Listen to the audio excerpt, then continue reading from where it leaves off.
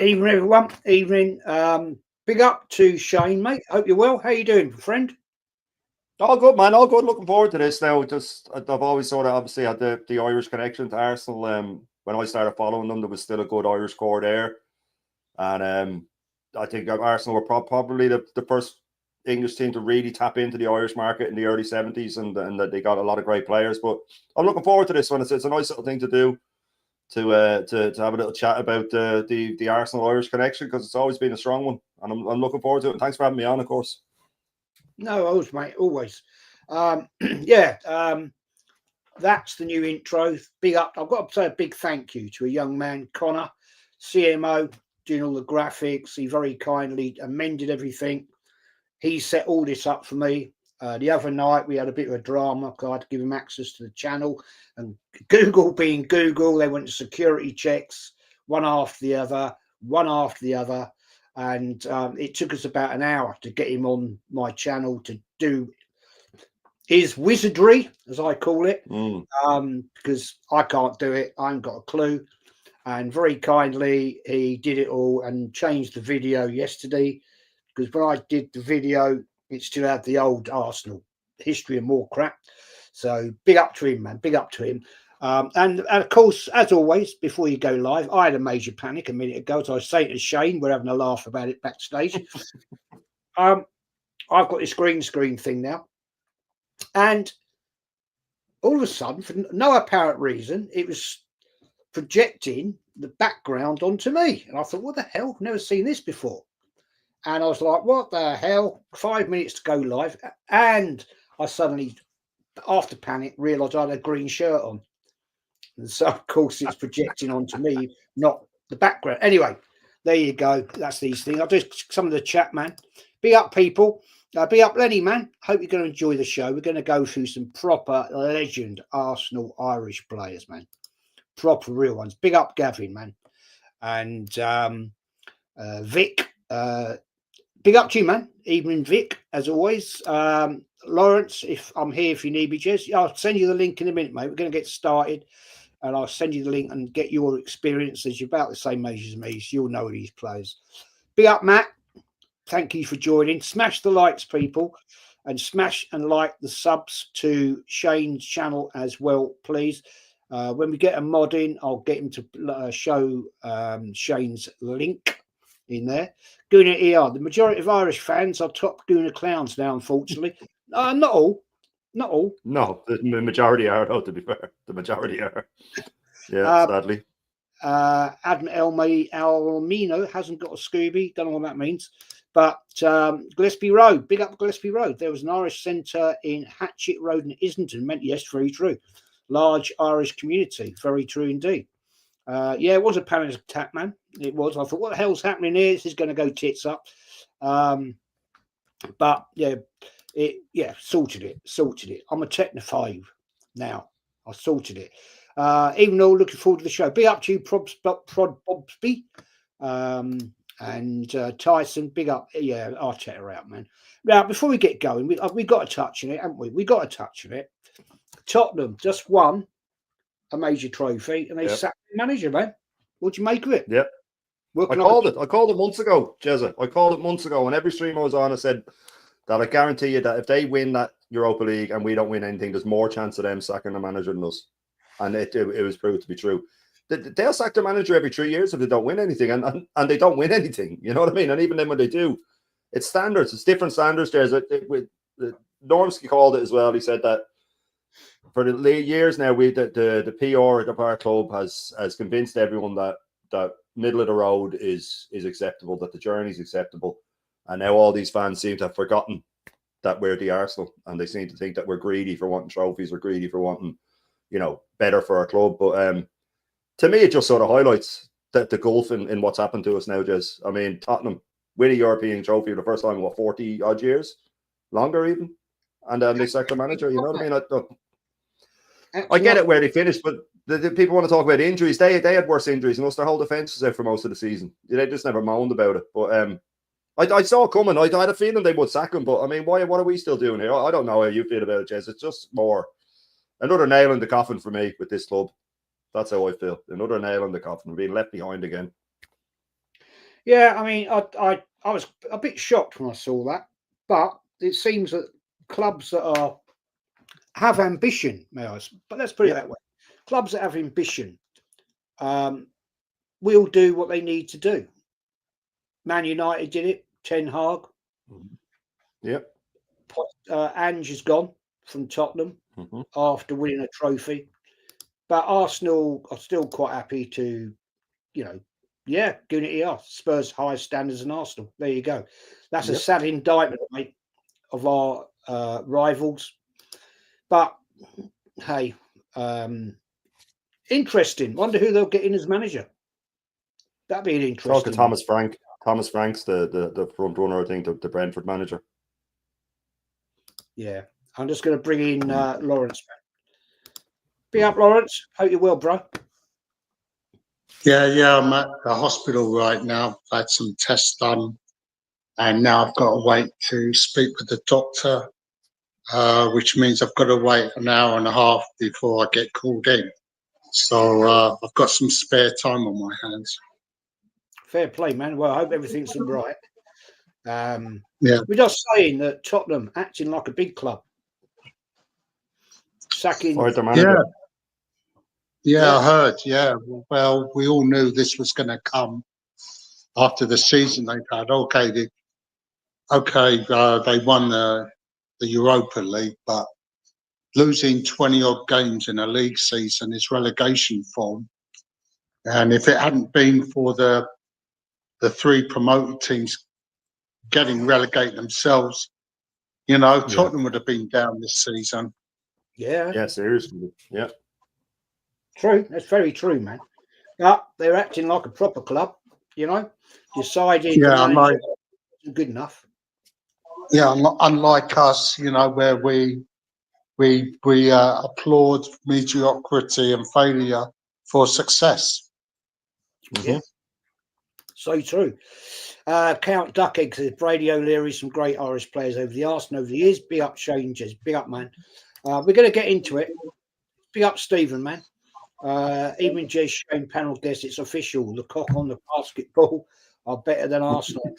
Well, moving like better standards, isn't it? Okay, so let's get into it. Go on, man. Yeah, I was just going to say, I went onto a Tottenham YouTube channel before I left for the hospital. It's called We Are Tottenham TV, and I sent them a super chat saying, well, there's another manager up the other end of the Seven Sisters Road that they can have to replace Postecoglou. How'd they take that? Nobody wants them. Nobody else wants them. That ain't going to work, is it, unfortunately? Oh. Much as we'd like. Okay, let's get into this. We're going to talk about some of the greatest Irish players ever played for Arsenal Football Club. We're going to start off with one that I remember as a kid. Bought him from QPR. He was 32 when we bought him. Terry Mancini. He was a proper Cockney boy, really, but he was Irish by blood, etc. His father, wasn't it? His father, yeah. And yes, I believe so. And he came in the autumn when Arsenal were really in shit shape. We were relegation fodder that season. Yeah. If you remember, that was the year Man United went down, relegated, and Arsenal were not far behind them. Let's be honest. So came in, shored up the defence, and I'm not going to say he was the only player to help us survive, but he certainly made a bloody big difference when Bertie Mee brought him in. £20,000, something like that. Brought him in. And I don't know what your recollection of that man is, but I've got to start with him. I thought he was he was a decent player. I mean, he was, coming towards the end of his career, but he did the job that we needed. What do you think? Yes. Yeah. Well, go on. You go. I'll go after you. Yeah. Sorry, I didn't mean to butt in, but I remember. No. Go ahead. I remember Terry Mancini very well indeed, because if you remember, we had Jeff Blockley at the club, who was supposed to be the next Frank McClintock. And we all know how that went, Jez, don't we? Not well. I think after he joined us, he made his debut for Ireland shortly afterwards. So he was never an established international player at the time, but I think he made his first appearance for Ireland after he made his debut for us. Yeah, 5 appearances. Yeah, and he was one of the true characters of the game. You know, he had that swagger about him. I mean, he was no Tony Adams, but he was down to earth defender. He got stuck in. I loved him, and I used to love him when he played for QPR because he was a real character. And I think he only scored 1 goal for us against Wolves, and we all nicknamed him Henry after the American composer. That's right. You are. Yes, I remember. Yes, you're so right. His nickname was Henry. Yeah. It's appeared in my head. I remember. Yeah, the Pink Panther thing. Yes. He wrote the Pink Panther thing. Yeah. I mean, as I said, he was a favourite of the North Bank, but when he wasn't the best central defender at that time. But everybody loved him at the club. He was only there for a couple of seasons, and he was just a stopgap until I can't remember who we signed. I think Pat Howard took over from him. He was more of a cult hero, wasn't he? A lot of these players now, we'll be going by research that I've done when I was a young lad, and books and videos and stuff like that. But with Mancini, I do know that he a lot of these players that were mentioned, David O'Leary, Liam Brady, the players who into, most of them were rarely used by Ireland. That's the funny thing. Like, Liam Brady wasn't used anyway close to what he could have been, and David O'Leary was kicked out for. But with Mancini, I do know that his last game was when he took the nose off that Russian defender who'd been punching him the whole time for Ireland. Yeah. So it was his 5th final appearance. He'd been getting kidney shots the whole game, and he just leveled your man. And I never played for Ireland again. But from what I've read and what I remember seeing on the true videos and stuff like that, he was more of a cult hero. Like I suppose you could put him to the sort of the Steve Bold type, where the rest of the defence are more standout. But he did it. He was so important as well for when he was in. But for Ireland, again, he didn't make his debut, I think, until 32, 33 for Ireland. It was after the Arsenal. Yeah. I could be wrong on that. I'm pretty sure it was late. And I know that he had got 5 appearances in, and then against the USSR at the time, the refs were completely against Ireland in that game, and he was getting kidney shots the whole way, and he just absolutely leveled your man. And got sent off and never played again. But 5 caps for Ireland, scored 1 goal for Ireland. Scored 1, yeah. I mean, this is why I've looked this up today, to be honest, because I'm not that au fait with Irish football, to be quite truthful. But I mean, he played for quite a few clubs in his latter days. But now it's a very good question, because this is a question for you, Shane, as being an Irishman. Vic says, question for Jez and Shane: would you count Pat Rice as an Irish player? Technically, he played for Ireland. I thought he was Northern. Yeah, he played. Yeah, he played. No, but Rice played for Ireland. Rice played for Ireland. Yeah. Okay. He did. Yeah.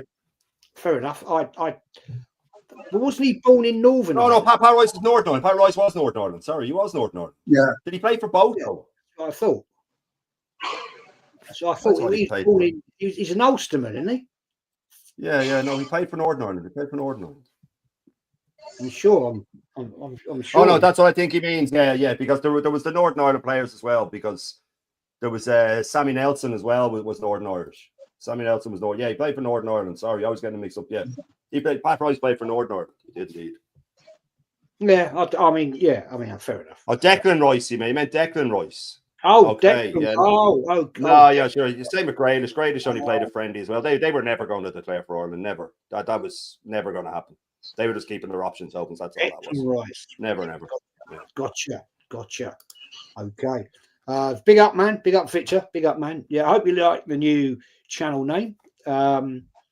Decided to change it to make it simpler for people to find where I am, as people say they couldn't find me, and all that sort of dramas.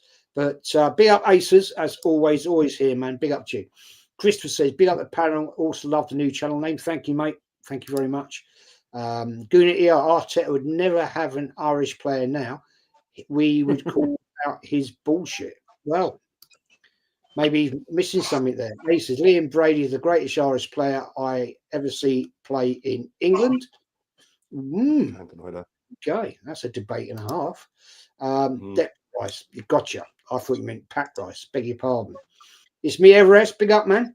Big up to all the panelists. Jez the Godfather in the house. Thank you, mate. I don't know why people call me that. Maybe because I'm old. I don't know.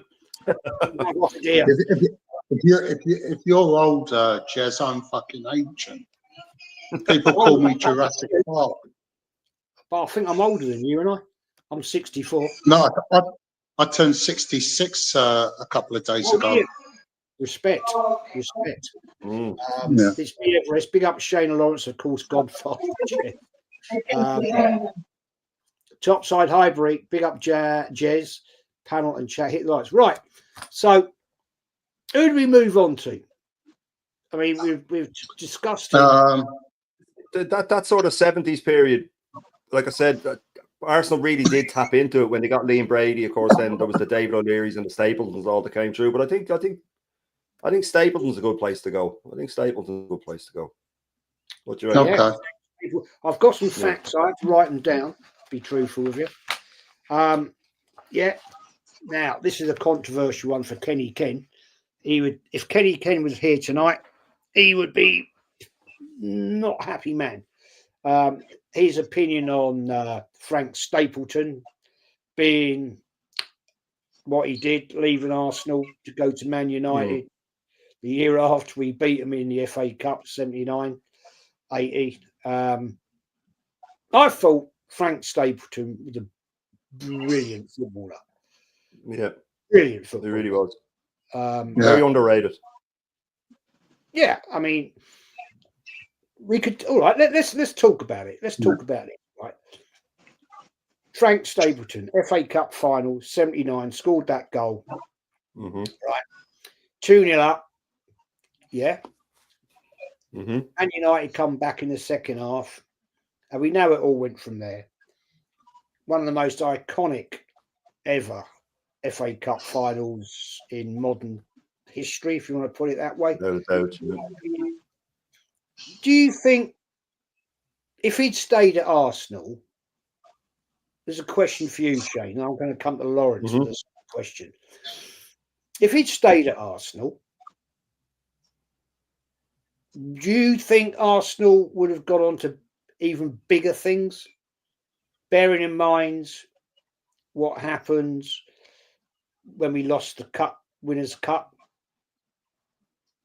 I would think so. It's just they had built up a good. There was a good connection there, and then of course with the Brady thing, and it did all start to fall apart after that because that FA Cup final, as amazing as it was, you have to remember it was sandwiched between two losses to what two teams you should expect to beat, with Ipswich and West Ham. But like in that final, I think all told with Northern Ireland and Irish, Arsenal had about 6 to 7 Irish and Northern Irish in it. We had Pat Jennings as well.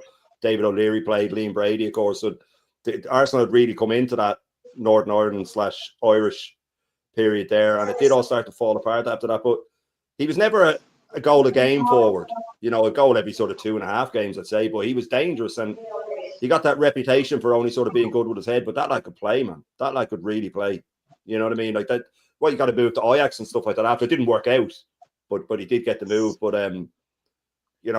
yeah, I think so because he sort of kept up the same sort of goal scoring, like about a goal every 2.5 games as well. And again, I wouldn't have seen him play as much as again, I've only been from highlights and old videotapes and from having read about him and stuff like that. And but Lawrence will probably know more. But from what I saw and from what I've read, he was very underrated with what he could do with the ball at his feet. I don't know what Lawrence thinks, but that's the feeling that I've gotten Is that because he was so good in the air that he got a bit of a bad rap for what he could do with the ball?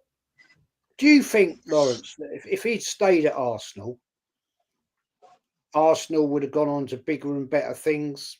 Do you honestly, I mean, it seemed to me, Lawrence, at that time, it seemed once again another Arsenal player, disillusioned, lack of direction from the club. And Lawrence, you'll remember yourself, right? We've been down this road so many times.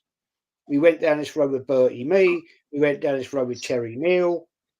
And we did it with Jules Graham. But unfortunately, Jules Graham left for different reasons. And then we did it with Wenger. It seems to be a thing with Arsenal that we hit a peak, right? We go up to a position and we're good. We're great. And then we just drop off the cliff because we don't have that punch to move it on. What's your Well, first of all, Jez, I've got to correct you.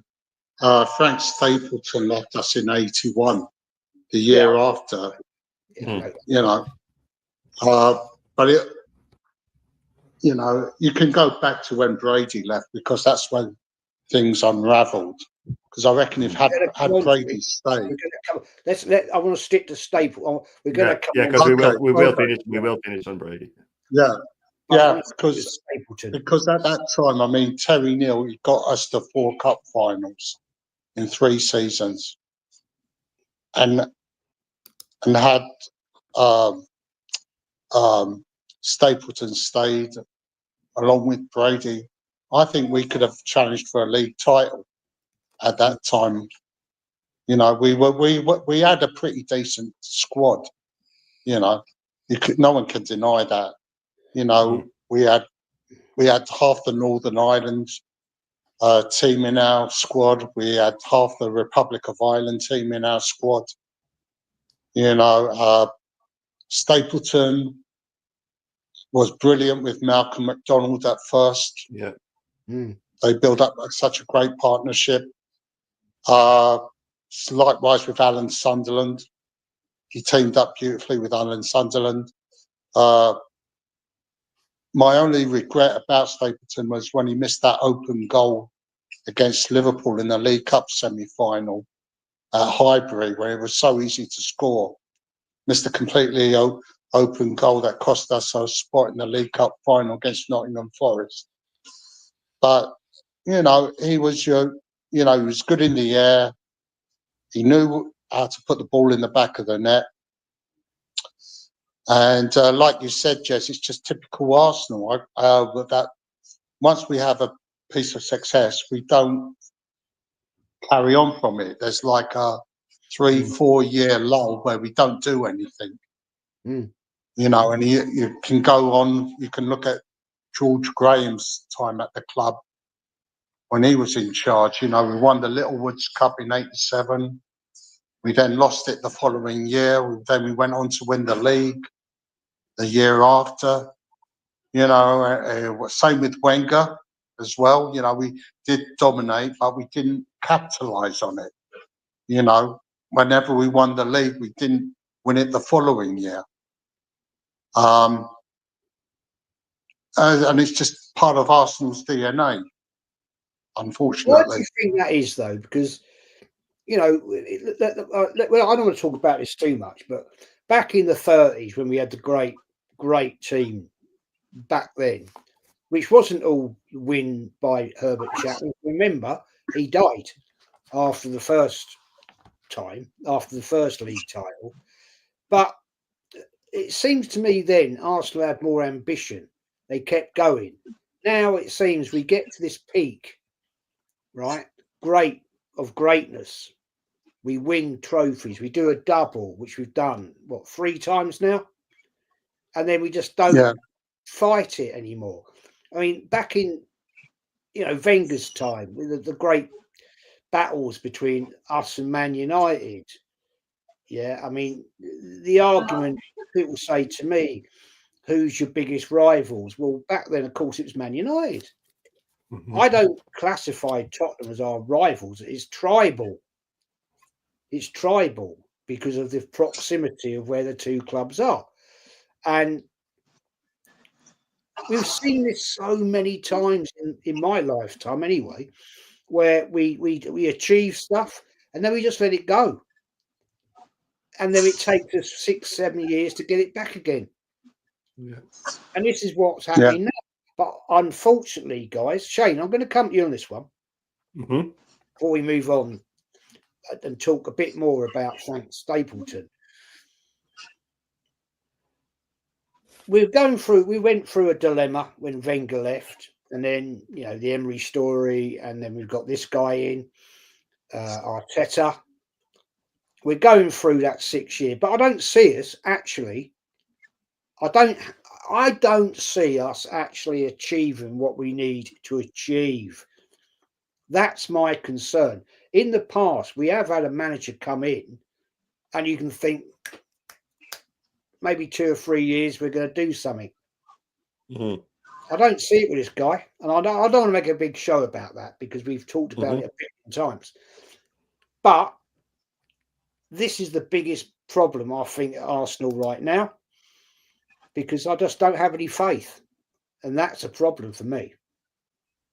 Yeah, no, I fully agree. Me and Aaron were talking about this, and we were saying, like, if a new manager came in, even though the team might be still, Arteta's done massive damage with the wage and the injuries and the tin squad and stuff like that.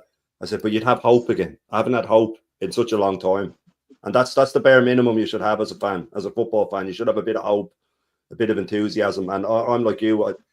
I can't see a time in the near future when we start getting back to where we should be, just because the damage is so badly done. If we were to get in a winning manager, maybe it would change. But it has been through history, like you said. I mean, that's why Brady left, because they just wouldn't back the team. He knew they were 1 or 2 players away. He knew they were 1 or 2 players away from winning leagues, and then they'd go out and they'd spend a pittance compared to everybody else. So it's been going on a long time. In fact, funny enough, the only time where we've had a manager that's been fully back financially, it's been this guy, and it's just been the wrong man. Nobody's ever been back like this guy. He's 750 million in 5 years. Nobody's ever been back like him. He spent twice as much as Wenger did. I know you have to count for inflation and all that, of course, but it's been a thing with Arsenal, like you said, throughout. George Graham was never really financially backed. Let's get that right as well. He was never financially backed. I mean, he was signing players like Lee Dixon for 250 grand and things like that. He had to work under a budget. Sadly for him, when he did get even a slight bit of money, that's when he wasn't that great in the transfer. Apart from Ian Wright, and then we can even talk about Irish Eddie McGoldrick, and that was our big signing that summer in '93, I think it was, wasn't it? We got in Eddie McGoldrick. He didn't work out, but it's been a problem throughout, not backing, not capitalising. The times when Wenger won doubles and stuff like that, we should have gone out and spent massively. That's what Ferguson did. That's what Liverpool are doing now.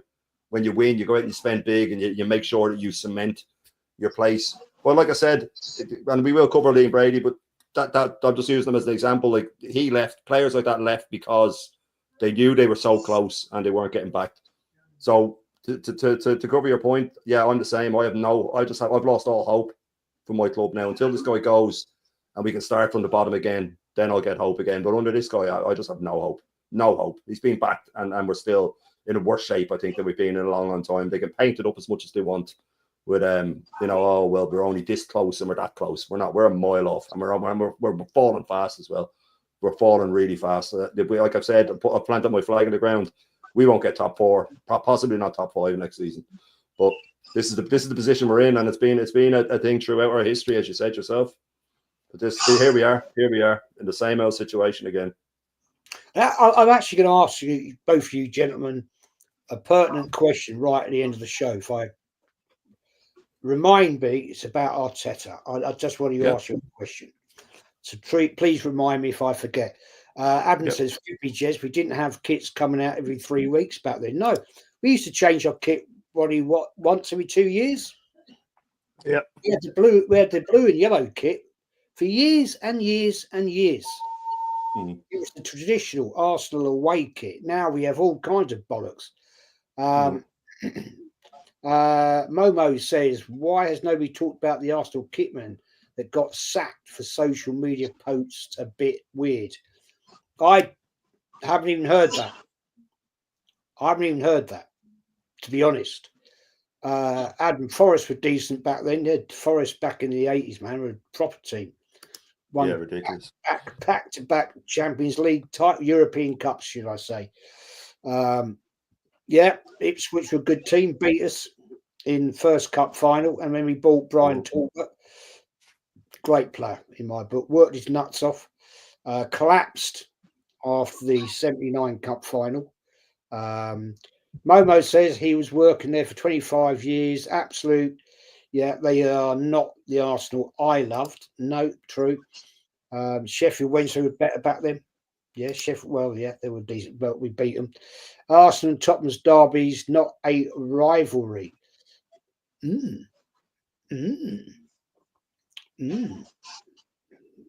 think it'd be different next year.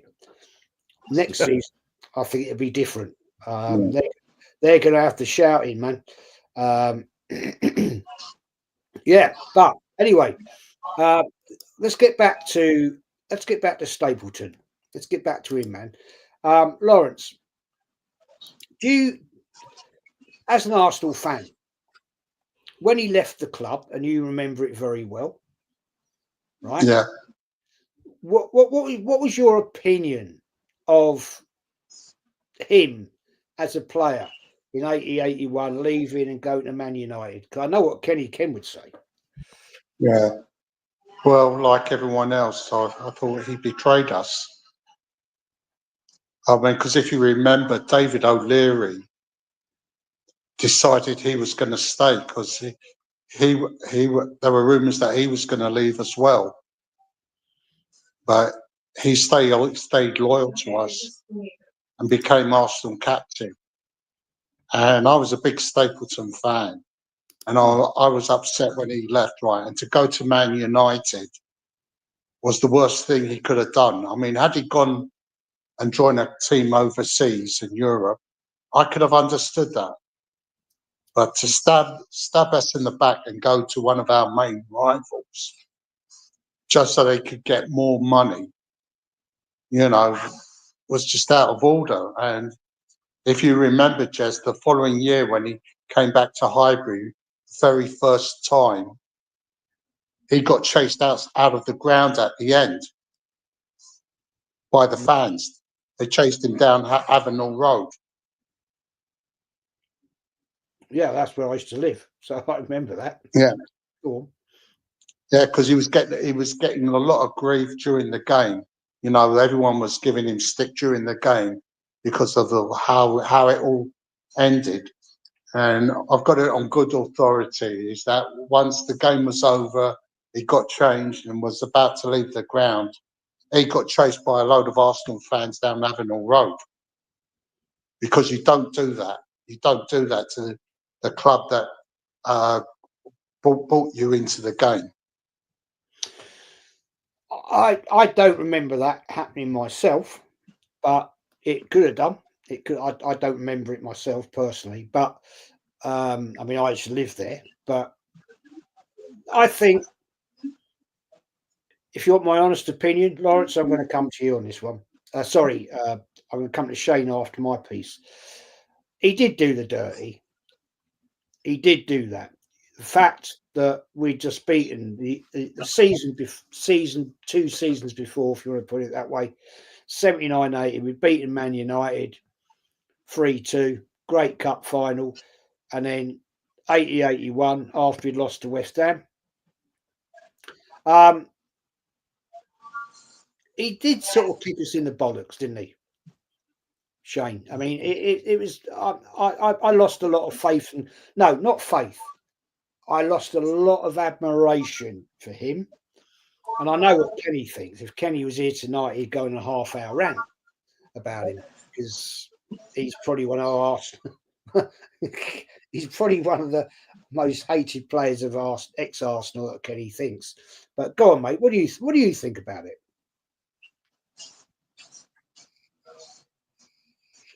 You're muted. You're muted. Shane, we can't hear you. Yeah, sorry. Yeah.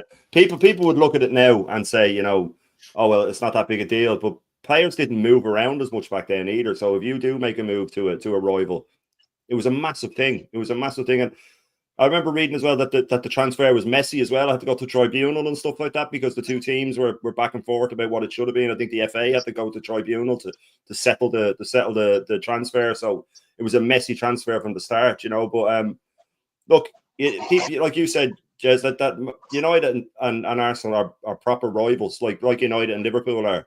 And Liverpool would say that they're bigger rivals with United than they are Everton, and we'd say we're bigger rivals with United than we are Tottenham because of like you said, the Tottenham one's tribal because it's geography where they are. But yeah, especially after beating them in the final, especially, you know, for what followed, and it was because people have to go back into the mindset back then as well and go, like I said, transfers were rare. Teams mightn't even make a transfer in the summer. If they did, it might be one. And to just move to someone like that, like you said, after that final and the back and forth of that final and everything it stood for, he did. But again, there were a lot of these players that did leave. It was because of they could see that the club just weren't going to back them. But again, it was a different time. Now, when you see a one club man, it's extremely rare. You know, when Gerrard does it, everybody's up in arms. This is amazing. But it was done quite often back then. You know what I mean? It was done quite often back then. Someone might leave at the end of their career and go bounce around the lower divisions for a little bit of money. But it was a big thing at the time. It was big, and people sort of have to look back with a different mindset. They have to look back to the way it was, that it wasn't a done thing. So he definitely did them dirty. And like Lauren said, for someone that had come through the ranks as well, and the team had nurtured him and given him his career, and he became a darling of the crowd. He did them dirty, and I think he knows it too. I'm pretty sure if you asked him now, he'd admit it. But it was one of those things. It was one of those things that he did them dirty, but he probably, you know, felt it was the best for him. But it didn't really work out that way for him either when he left. So, you know what I mean? It wasn't really a good move in the end for him. Yeah, it didn't go that well. Didn't he go on to join Ajax? He went to Ajax. He only played like 4 games or something for them though. Didn't work out at all. And he went to Le Havre as well. He went to Le Havre in France too. Yeah, he did. Didn't he end his career there? No, he had a few, because then he had all the little moves around. Because Blackburn, then he played for Blackburn for a long while. So he did a sort of to Sanchez. You know what I mean? And then he came out here to the States when MLS started, and he managed the New England Revolution. Yeah. That had Alexis playing for them. Because he was at Blackburn when World Cup 90 was on. He was at Blackburn in 1990 anyway. He wasn't in the Ireland squad now, but I remember him saying that he played for Blackburn at the time. So I think it might have been between about 89, 91-ish. He played for Blackburn. Right. Man United, Ajax, Derby County, Le Havre, Blackburn Rovers is where he finished his career. I'll just do the super chat, man. Thank you to Stephen. Big up, man. Thank you, man. Big up, boys. I love watching these streams. Learning the history, Arsenal history, is far more entertaining than watching the crap being served up today. Best regards to Jez, Shane, and Lawrence. Thank you, man. These people, these two gentlemen, talk facts. They know their shit, man. And that's why I only invite people on here that actually know what they're talking about. And big up, bless to you, man, for your super chat. Question here from Nelson. You love it, don't you, man? Jez, lad, how are you, mate? Any white wine recommendations? Well, just down the road there is a place called Poluni Montrachet, biggest wine growers in Burgundy. They are the big boys in white wines. Up there is Meursault, beautiful. Over there is Chachan Montrachet. They do red and white, and I can literally walk out over the field and I can see the vineyards. So if you want a top Burgundy white wine, Poluni Montrachet. And not all of them are big money. You can spend big money, but not all of them are. But that's my recommendation to you on Burgundy anyway. I'm no expert, but yeah, we were drinking a bottle last night at Poluni Montrachet, and it's delightful. BBK Sports, good evening to the Gooner Encyclopedias. We're the encyclopedias now. Big up to you, man. Big up BBK. And Adam says Gabriel should be captain. I totally agree with that one. Yep. Totally agree with that one. Totally agree with that. No, I'd go with Gabriel over Royce. I just think Gabriel's more. I always think a centre back is a great captain to have. Yeah, I think he'd be far better than the clown we got now. Armex says, but I think Arsenal aren't even going to compete next season. No top striker, no top number, unlike other clubs. True. Mm-hmm. Vic says the day of testimonials for players seems less and less. Yeah, I've I was only thinking that the other day. They earn so much money now. They don't need them. It used to be for a pay packet, didn't it? Yeah, it's not like it used to be. Used to be. Donna's saying, "Big up to Shane. Big up to you, Shane." Oh, you replied. Sorry, I didn't see that. Beg your pardon. Last two testimonials I recall was for Seaman and Bergkamp. Bergkamp, yeah. Wasn't there one for Alexis? No. What am I talking about? What am I talking about? Wasn't there one for Cazorla? There might be. No, Actually, I don't think so. No, I thought there was. No. I thought there was. Sure, he's still playing. He's still playing. Sure. I thought there was for Cazorla. But I might be wrong. Light Thief says, so much Arsenal knowledge between you three. Because we're old. That's why. Anyway, great. We're going to move it on from Frank Stapleton. Very contentious topic, that one. Let's move it on. Niall Quinn, gentlemen. Quinny. Not one of my favourite players. No, he wasn't great for Arsenal. Not one of my favourite Arsenal players. But he was good. But for me, he's a little bit in and out, to be honest. It was good in the air. He was good in the air, but he had no ball control whatsoever.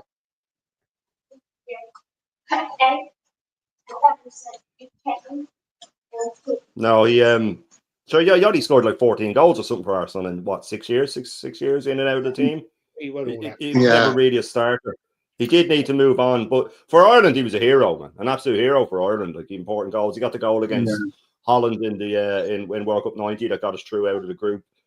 He set up the goal then, in 12 years later in the World Cup. He's an Irish hero, and he's a Man City crowd love him. The Sunderland crowd love him for what he did. Sunderland adore him, don't they? Adore him. He made his name He scored a lot of goals as well. Yeah, with Kevin Phillips. They were brilliant. Kevin Phillips got 32 goals or something that season in the league. Quinn was great at that. He was great at laying it off, holding it up, sort of like Giroud did for us later on. You know, just put his back to the defender and flick it off when he was used properly. But for Arsenal, I think he had a 7-year career there and 14 goals. I mean, you know what I mean? He was never a big player for Arsenal, never. But he was for Ireland. He was 85, 86. He was the Eddie Nketiah of the 80s. Yeah, I never. He never.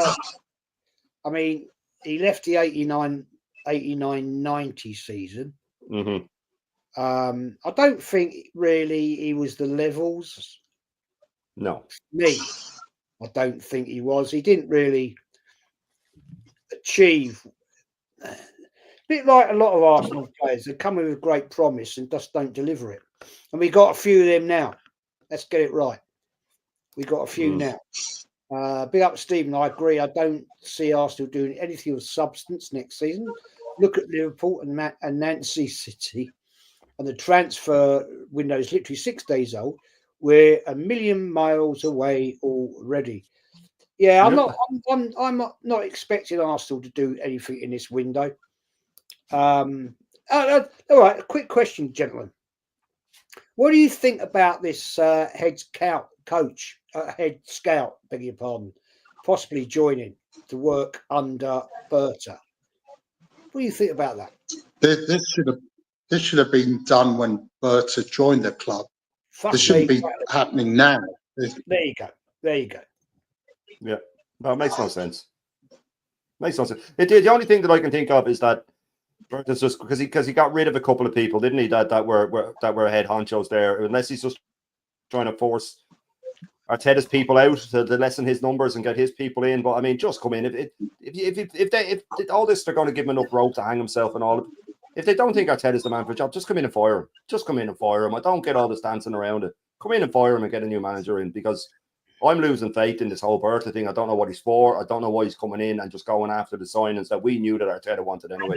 So why are we paying a scout to come in and go, what? Okay, we'll just sign off on Arteta's signings. We'll see what happens, but I'm not excited at all about it. I don't understand it really. I'm with Lawrence. This should have been done a long time ago. Come in with Bertha, work together, and if this is going to be our big summer transfer window, then do it properly. Don't be just messing around and wasting money on players that we all know won't work out. It doesn't make any sense to me whatsoever. But listen, this is Arsenal. It's what we do, isn't it?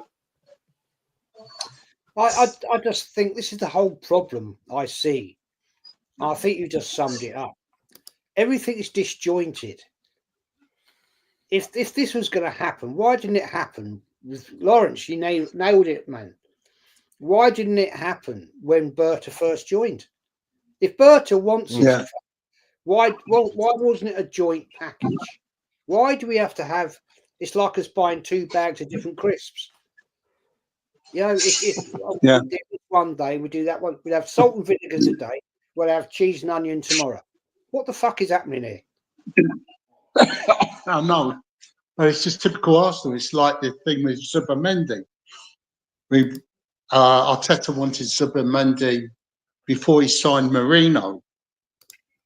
And then when we couldn't get Zubimendi, he went and bought Marino. Now we're I don't know if it's true or not, but we're in the process of signing Zubimendi. So why the fuck did he sign Marino?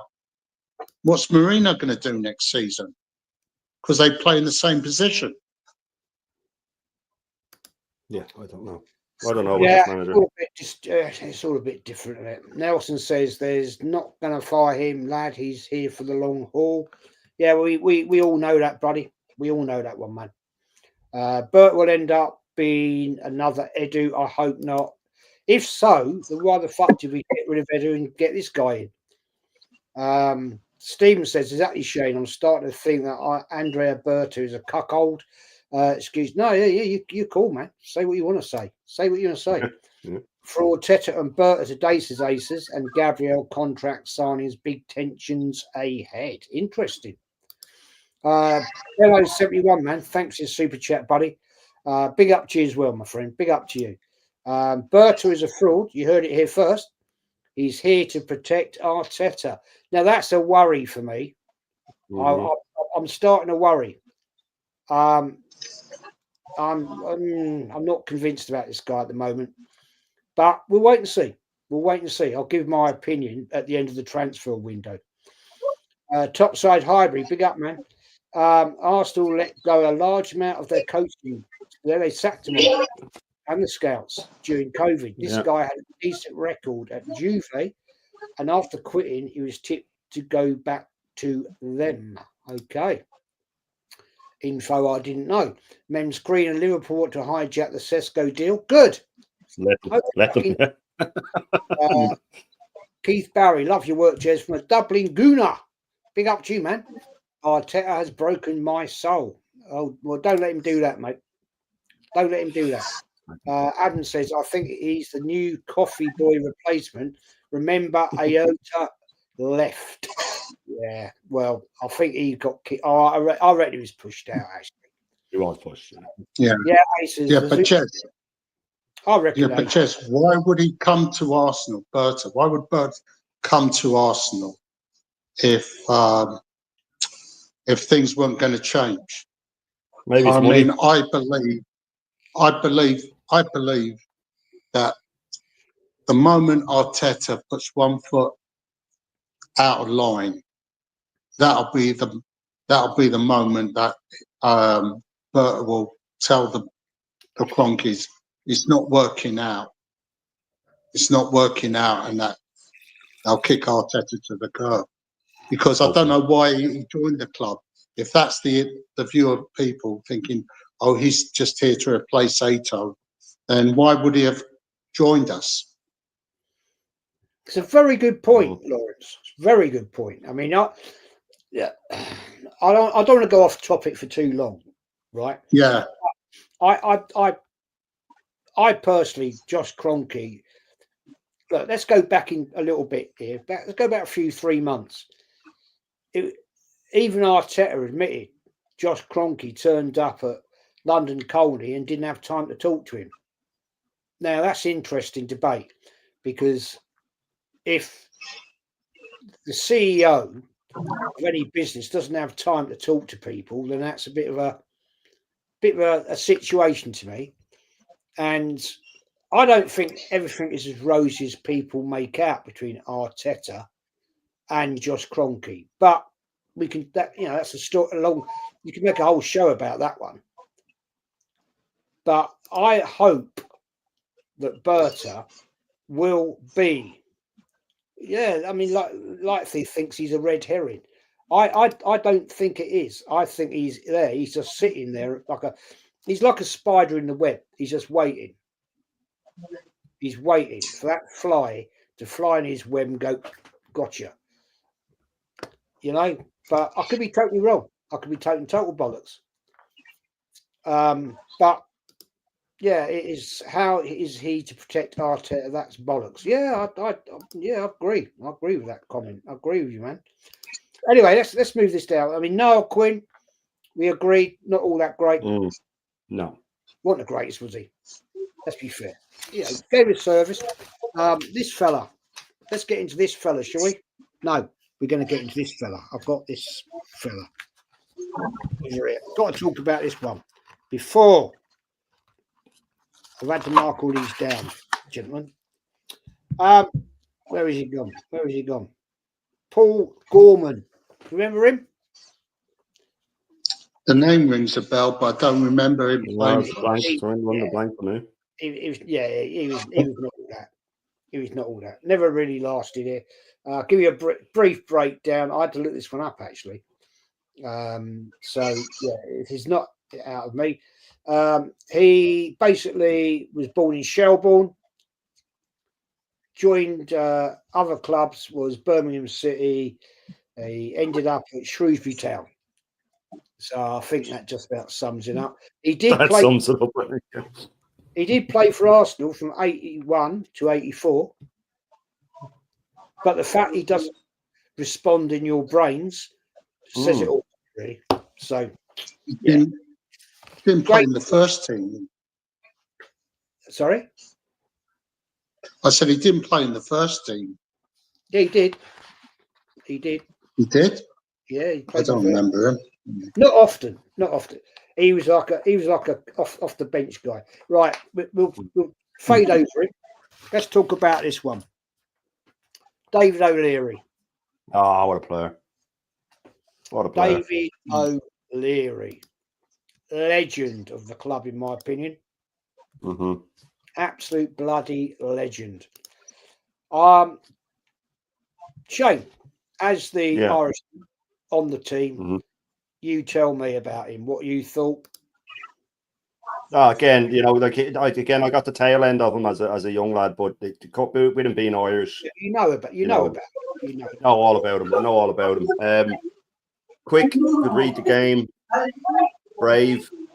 Didn't need to lunge in. One of those defenders that doesn't seem to need to lunge in because of his time. And I think he was in the sort of Bobby Moore mold of ahead of his time as a defender. Got a really bad rap with Ireland, especially with Jack Charlton. Jack Charlton banished him for over 2 years. Didn't like the way he played because he played with the ball and he wanted to pass into midfield and stuff like that. Same with Liam Brady. Then got same thing. But we'll get into him. But he scored, and as an Irishman, obviously he scored the winning penalty in the World Cup as well, which a lot of people overlook because of how he want to say. But for Arsenal, what a player, man! And he had to wait so long to start getting silverware as well. So it was nice for him at the tail end to start getting leagues and things like that. But what a player, man! Just even though he is highly rated, I still think he's underrated when it comes to the grand scheme of things, especially outside of Arsenal. Outside of Arsenal, I don't think people realise how good of a player he was. If he was a modern defender now, he'd be talked about as one of the best around. He'd be talked about as one of the best around. But good on the ball, quick, stronger than he looked. But what a player, man! Just calm. Somebody wanted around. It's a type of defender. He wasn't a roar and a shouter, but he led by example. Just a top defender. It's a shame that he didn't get more Ireland caps. He still got a good few, but he didn't get enough.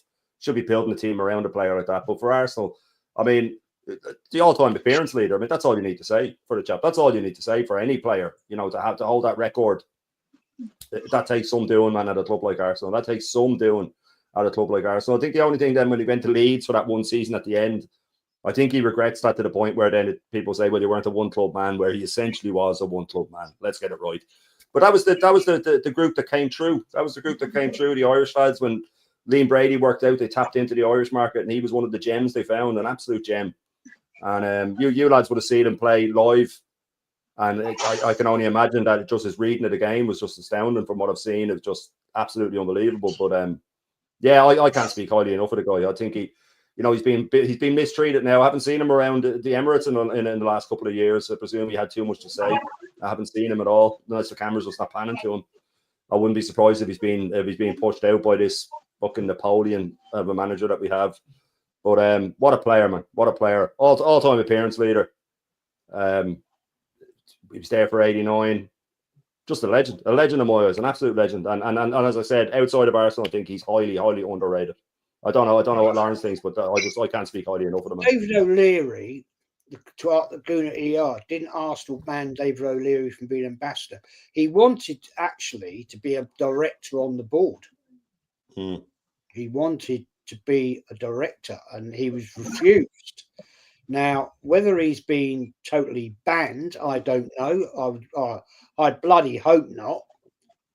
As an iconic figure at Arsenal Football Club, most appearances for Arsenal Football Club. How could you banish him from the club? Staggering. How could you do that? Lawrence, what was your opinion, mate? David O'Leary, you saw him from day one. 75, 76 he joined. Mm-hmm. Well, like Shane said, he was our rock at the back at the time. You know, like Gabriel is today.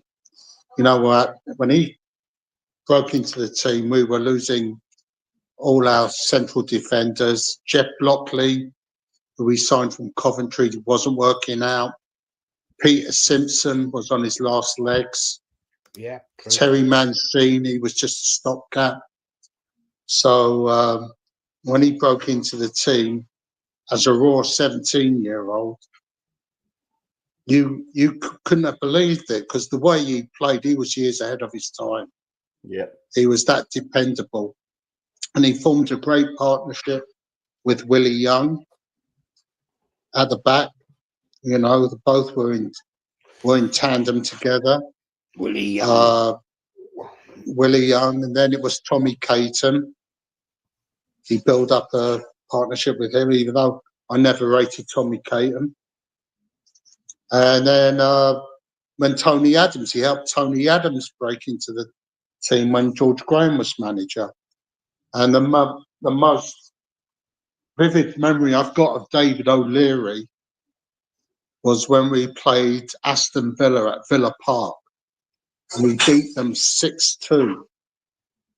And the game was remembered for Tony Woodcott scoring 5 of the goals for us. Right. Yeah. But the vivid memory I've got of that game, which isn't bad for somebody who's just turned 66, was near the end. He broke up an attack in the Arsenal box and started a counter-attack that ended up with him being put through by Charlie Nicholas one-on-one with Nigel Spink in the Aston Villa goal.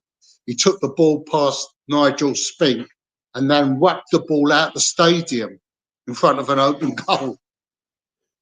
But you know, he was the darling of the Arsenal fans. You know, he was Mr. Arsenal. And United turned him down as well, didn't they? Yeah, United turned him down as a kid. Exactly. You know, you could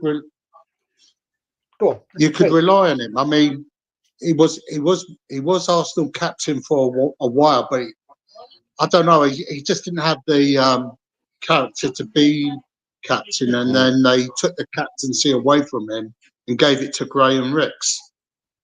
Because Graham Ricks was more of a leader than David O'Leary was, which was a shame. Good point. Very good point. But To me, I don't know. I mean, I think the guys never had the respect, from my opinion, that he should have got as a player at Arsenal. Most games ever played currently for an Arsenal player, and I think that'd be very hard to beat in these modern. Yeah, I was just going to say that to you, Jez. I don't think it will be. Yeah, I don't think it will be, because players come and go nowadays. I mean, Christ, 75, 76 was his time he joined the Arsenal. But it is a shame. I just don't think Arsenal got that about it now. But look, question for Damien. Question for you, lads. Go on, mate. But we should respect him, because at the time Stapleton was leaving for Man United, David O'Leary could have left as well, but he decided to stay and he committed his future to the club. Yeah. Absolutely. And he had to wait till 87 then for a trophy, didn't he? The League Cup after the FA Cup in 79 was the next trophy, so he had to wait nearly 10 years. So he stuck it out. Yeah. And he had to wait till near the end of his career for the league. So he stuck it out. Yeah. Absolute facts. Absolute facts, man. This is a question for you, gentlemen. I'm going to leave this to you two. Damien, question for you, lads. Rodrigo, Sesko, Saka, world-class front three or flattered to deceive? I'm going to say here right now, there's two players there. Just say, what do you guys think? Rodrigo's not happening. He's not happening. There's no way. This is what Arsenal do. They drip feed transfer stories of bigger players and then sign the lesser ones. If Rodrigo comes, I'll be absolutely stunned. Number one, I don't think he'll leave Madrid. And if he does, that'll be Man City will come in for him or Chelsea will come in and then they'll table the bid. And I've said this to people for time. There's no self-respecting forward player that's going to want to work under this manager. Not one. No Gyökeres, no Rodrigo. And I'm not being negative. It's just the way it is. These guys have to think about their career. They'll see all the hamstrings snapping. They'll see how little goals these forward players get. If Rodrigo becomes available, City will just sell Grealish and Doku or something like that, and they'll buy him, and it'll happen very quickly. If Rodrigo's with us next season, I would be absolutely stunned. As for Sesko, the man got 13 goals last season, 14 goals the season before. He's not what we need. He's just another Havertz. So, I'm not excited about that. Rodrigo won't happen for a start. And then Sesko, maybe he'll work out, but I don't know. And will Saka ever be the same again? Again, I don't know after that injury. I don't know what Lawrence thinks. Can you see us making the biggest signing in the summer out of all the clubs, getting Rodrigo? I can't see it happening. I don't know. I mean, it's all ifs, buts, and maybes, isn't it? You don't know. How they're going to, if we do sign them, whether they're going to fit in or not. It's all well and good saying, we're going to get him from Team A and we're going to get him from Team B and they're going to gel with Saka. You don't know what's going to happen. The proof is in the pudding. So I'm just keeping an open mind. I'm not one of these people who, once we're linked with a player, I go onto the internet and I paste the player's face onto an Arsenal shirt, like some of these mugs in our fan base do. I wait until the player is actually holding up an Arsenal shirt with his name on the back of it and he's shaking hands with Arteta. I'm just tired of all these dickheads, especially the ones from overseas, who, as soon as we're linked with someone, they think we've already signed him and think, okay, I'm going to paste this player's face onto an Arsenal shirt because it's a done deal, when it's nowhere near a done deal. No. Yeah. No. I agree. No, it's embarrassing, really. And, this seems to be the thing in modern age football now, that we're so panicking about who we're going to get. And it's, look, Lawrence, you nailed it on the head there, mate. I don't waste any of my time. And this is the comment I find fascinating. The players supposedly track flights from an airport in God knows where, Madrid or somewhere, How do they know the fucking players on that plane? Yeah, I know. How do they know that? And it's Private these Arsenal fans. I don't want to racially profile anyone, but those fans that supposedly track flights coming into London with a player that we're going to sign, these are plastic Arsenal fans in Kenya, Ghana, and Nigeria who've got nothing better to do with their lives, right? Because I checked Facebook out, and all these pictures that I see are from these pricks in Africa that do this. They're the biggest culprits. You know, Asia as well, even some dickheads out here in America who are associated with Arsenal America do the same thing. But it's mostly these arseholes in Africa, in Ghana, in Nigeria, who are the main culprits of this. Yeah, I think everybody's doing it now, Lawrence, to be fair. I just see the Terry Flowers and all these things. They all do it now because of AI. They can just type it into a computer and it comes up. Everybody does it now. And they do it just to get the thumbnails so people click in. It's happening all over now. Happening all over. Sadly, that is, I mean, I've got that app, Flight Tracker, right? Because when my son was travelling over from New Zealand, I wanted to just out of boredom. I'm a night owl. I'm quite often up to about 4 in the morning, and I knew the flight. I knew his flight number. I knew where he's coming from, and I knew where he was going to. And I just thought, I'll just have a look, see whereabouts you in the world now. Oh, you're right. You're there. You're over northeast Australia. You know, I'm not going to sit there and watch the whole fucking flight. But when you got a private jet flying from Milan to Luton, you don't know who's on that. No, you don't know. There's no flight number that you're going to say, oh, well, we've got Rodri. He just checked in and he's getting on this plane and he's going. No, that's bold. Anyway, we'll move on from that. So we're going to come to my icon, the legend, my icon, Irish player that was the best of the best ever at Arsenal football. Liam Brady, youth player. That guy was something else. I mean, when I was at Spurs, 77, he scored the 5-0 win, 78, 77, 78. Scored the iconic goal shot. 5-0 win. It was a bad day out for me. The violence was terrible, very bad. But came, joining 73, 74 as a player, came through. Unbelievable player. Shane, I will give you the honour as the Irishman. Tell me about him. Different, just different gravy, different class. Played like he was playing on the school ground all the time, ran with the ball, but he could play at 10, he could play at the wing. He had that outside of the foot shot, which you mentioned, that one against Spurs, and I think that was one of the first sort of I think it was one of the rare televised games at the time. It was on Match of the Day or something like that, and it sort of blew him up. I think he got Player of the Year that year as well. But he did that several times, that outside the foot shot. He did it a lot in Italy as well. But he squeezed a lot into his Arsenal careers in magic moments. Obviously, the 79 final when it looked like we'd blown it. But David O'Leary mistake as well, actually. But when we just took tip and Brady just burst up the wing, he found energy from somewhere, laid it off, and of course we know what happened.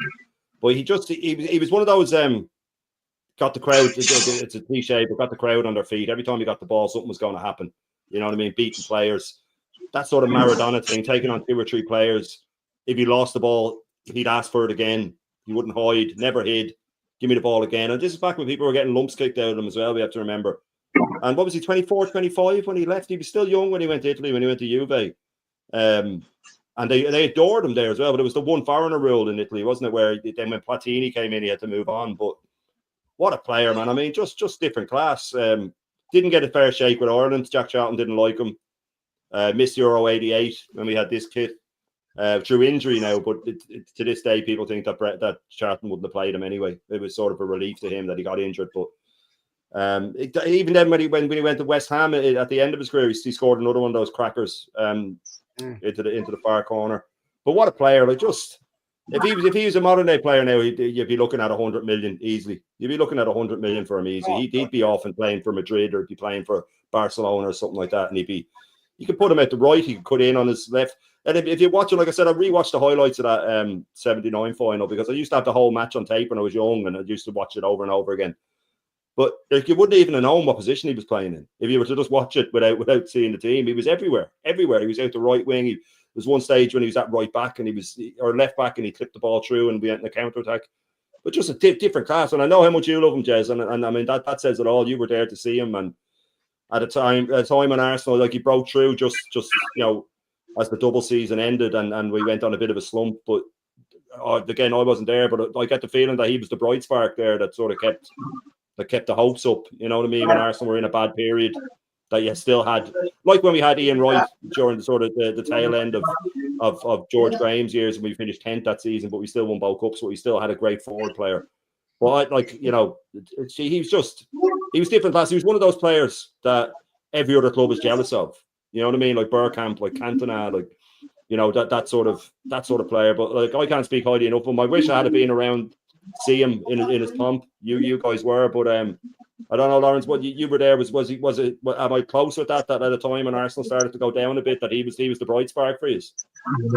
Yeah. Like, as I was saying earlier, the day he left Arsenal was the day the club declined.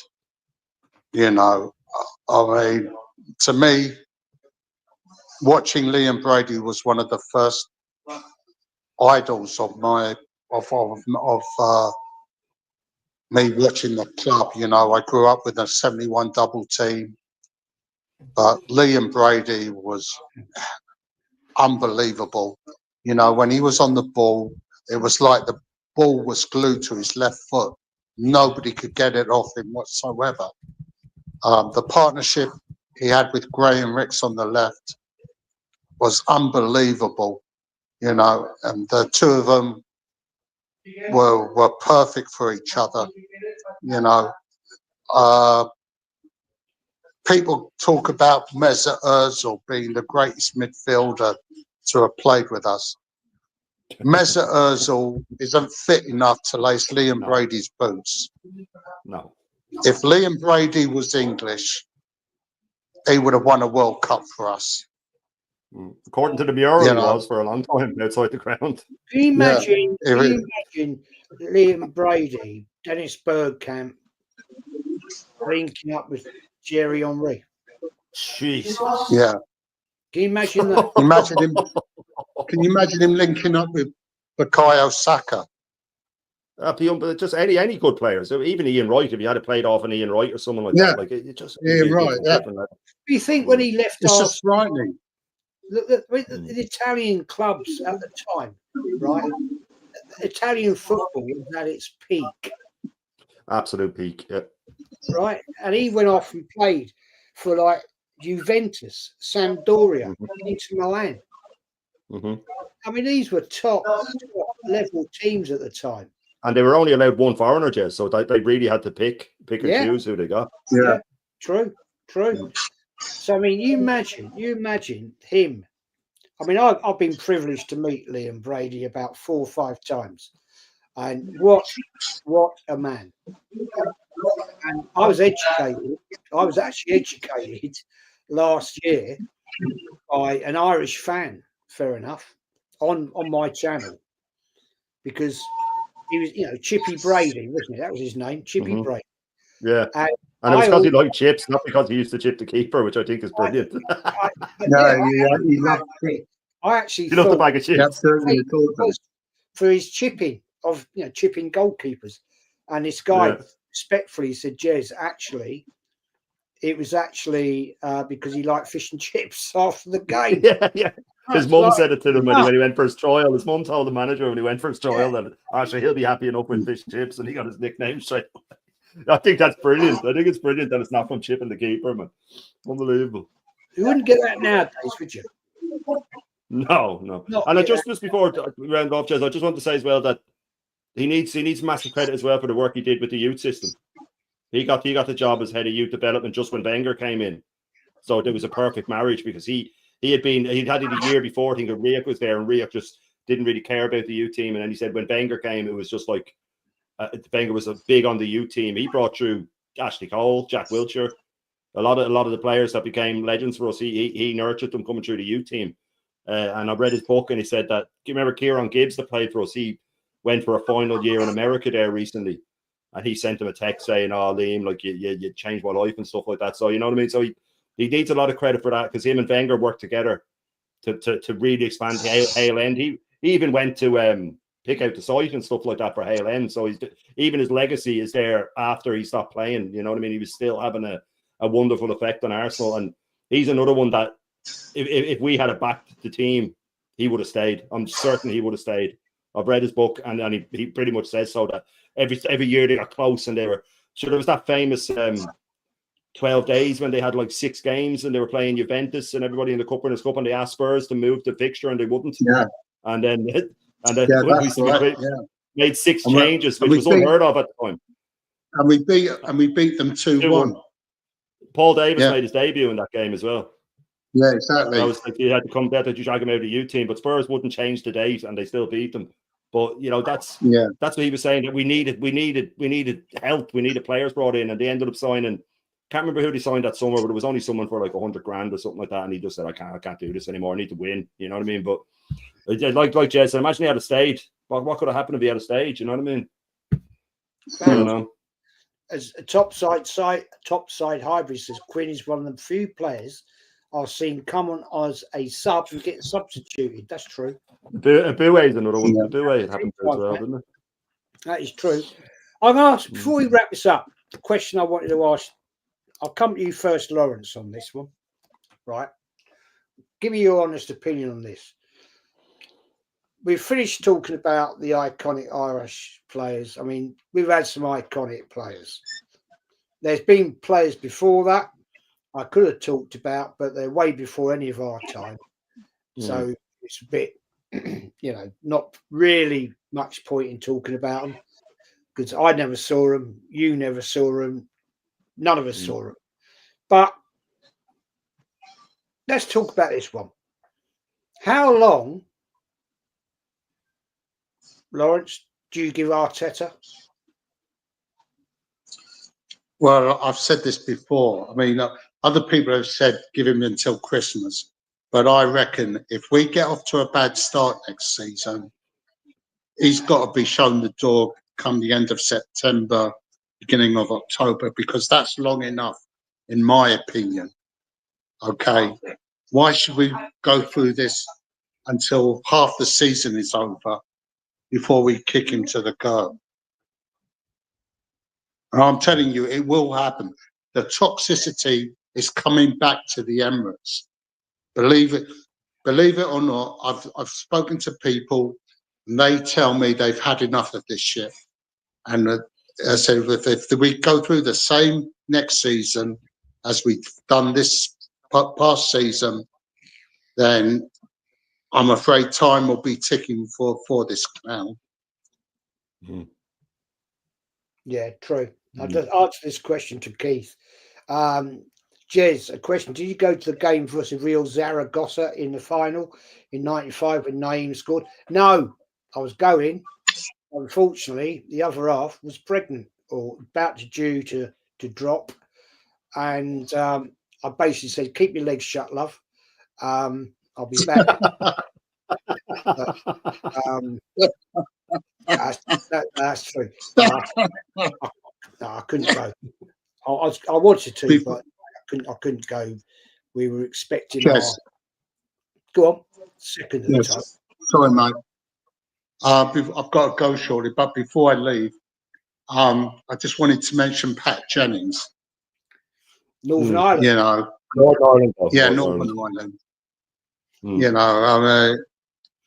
Legend. He was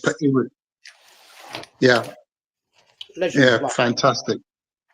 Oh, you could do a whole one on the Northern Irish as well, because you have like Sammy Nelson as well that were Northern Irish. There was a lot of Northern Irish legends that played for us. I'm going to do it, mate. I've got it planned. I've got it planned. The talk, and I'm going to do Scottish ones as well. We've had some great Scottish players and some bad Scottish players. But that's for another day, another time. Lawrence, mate. I hope big up, Lawrence. Hope everything. Thanks for having me on. I appreciate it. Big up to both you legends, mate. Real Arsenal fans. Keep us up to date, mate. Let me know what's going down. Yeah, please do, Lawrence. Send us a text later, mate. Okay. Thanks to everyone in the chat as well. Okay, see you later, guys. Take care, bye. Man. Look after yourself. Look after yourself. Just on that Zaragoza thing, Jez, before you go on, just because I was 14 when that happened, and my mother had to sit me down after it because I was watching at home on the telly, and when the goal went in and injury time, I threw up just through pure disappointment. But my mother sat me down and said, "This football is becoming an obsession. It's becoming an obsession." I said, "Mum, it's too late now. It's too late now. You can't be getting physically sick over a football match." I said, "I know, but look, too late now. I'm hooked. But yeah, I remember the replay to watch it. For that game. I actually had a ticket for that game, but it got too close to delivery time, and I had to make the sacrifice and say, not going. So I gave my ticket away actually, but I worked out in the end, I suppose, isn't it? You have to sacrifice things in life. You do. There you go. Never mind. But big up Hendon, man. Good evening, Dow, Oregon Goon. Big up Dow, legend. Hang on, sorry, missed that one. Beg your pardon. Topside Hybrid. I think they already made the decision, but he's currently too popular with the fan base. So we'll wait to see what the opening league and Champions League games. Talking about Arteta, obviously. I went to Paris against Zaragoza. Got tear gassed again. Beautiful. That's a good night out, isn't it? Marinello. Oh, mate, I could tell you about Peter Marinello.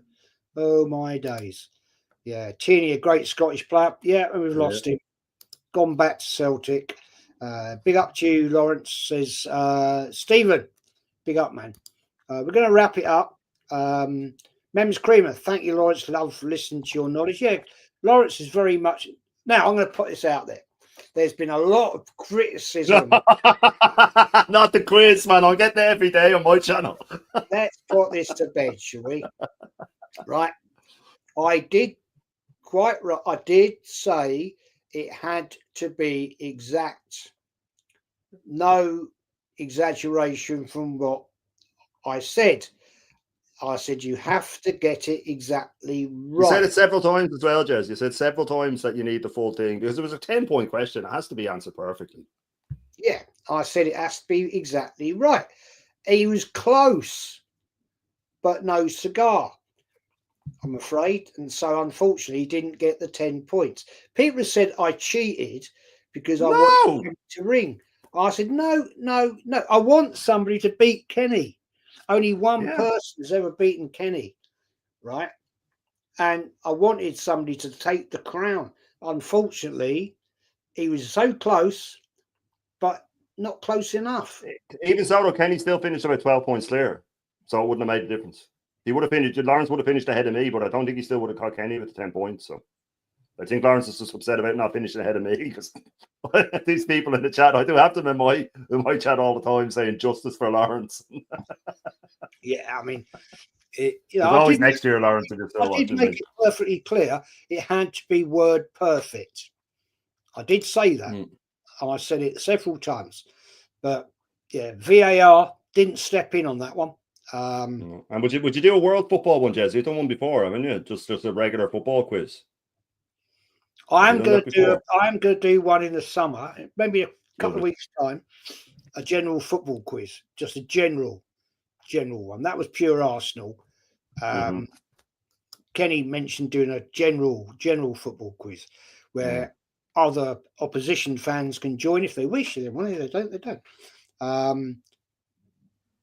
Topside Hybrid, Jez. one of your future streams, can you cover the legend that is Richie Powling? Really? Richie Powling? That'll take about 3 minutes. Bon nuit, Jez. Sleep tight. Don't let the Michaels bite. Big up to you, man. Big up to you. Big up, Dow. I haven't seen you on streams. Is TJ not streaming right now? Is he on holiday? I don't know. I'll give Kenny a challenge if he accepts. Yeah, Mems Creamer, come on, man. If you want to give it a go, anybody's welcome. Anybody is welcome to give Kenny a challenge. Light Feathers, Lawrence Emmanuel's champion, people's champion. Yeah. Yeah, there you go. There you go. Topside Hybrid, love to hear Jez take part in a quiz someday. I used to do it on Lee's channel, man. Lee used to do quizzes. I used to do all of his quizzes. I've done a quiz on Dan Potts's as well, and I won that one. But anyway, we're going to wrap it up, gentlemen. People watching, thank you for the super chats. Shane, as always, thank you for your knowledge of the Irish players. I had to have you on because you're the one that knows better than me. And mate, please shout out your channel. Where we're going to see you again. I saw what you're doing, the Irish breakfast tomorrow morning. I am indeed, yeah. And listen, first of all, thanks for having me on. It's an absolute pleasure as always. Yeah, a lot of the players were before my time, but I tried my best to sort of from what I know from research, and some of them I saw play obviously. But yeah, full Irish tomorrow as always, every morning 10:30. I might be on my errand tonight. I'll see how it goes with time and stuff like that. But then I'll have full Irish every morning 10:30, and then on the weekend I have the weekend roast at 3:30 on Saturday and Sunday, and then I'm on with, I think it's Lion Text tomorrow night, but I have to check again. I have it in my messages tomorrow night. But I'll be in and around a lot of streams. But you can always find me at 10:30 in the morning, every morning on the Full Irish Breakfast. Big up, man. Big up to you. And let's get... hang on. Sorry, Mr. Chat. Beg your pardon. Big up, Promise, man. Big up to you. Good to see you, my friend. Yeah, let's get you up to 2,000 subs. ASAP. This man deserves it. He's putting the effort in, man. He's putting the quality content out there. He gives facts. It's a great show. He deserves more credit for it. So, people, thank you very much for watching. Smash the like, smash the subs. If you're new, the usual old drama. You know what it's doing. It don't cost nothing. Mems Creamer, would Kenny know who scored the fastest goal in World Cup history? Yes, we've done that one. We've done that question. Tony Tucker says, Shane, genuine bloke, no doubt he will grow. Very true. Very, very true. Great tuber, great content, speaks the facts, no bullshit. We're out of it, people, and take care all. See you later.